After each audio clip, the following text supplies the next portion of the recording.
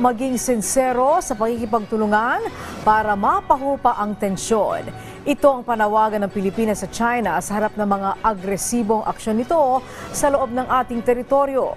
Ayon sa Department of Foreign Affairs, hindi lamang ang mga mapanghamong aksyon ng China ang dapat nitong itigil kundi maging ang pagbali nito sa katotohanan. Tulad na lamang anya ng pagpapatibay at pagpapatupad ng Beijing ng mga sarili nitong batas at regulasyon sa ating maritime zones na isang paglabag sa international law.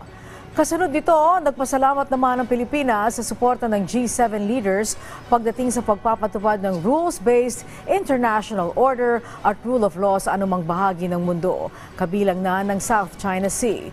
Git ng DFA, kaisa ang Pilipinas sa pagkamit ng stability at seguridad sa Indo-Pacific region, gayon din ang pagtuligsa sa mga aksyong banta sa international security.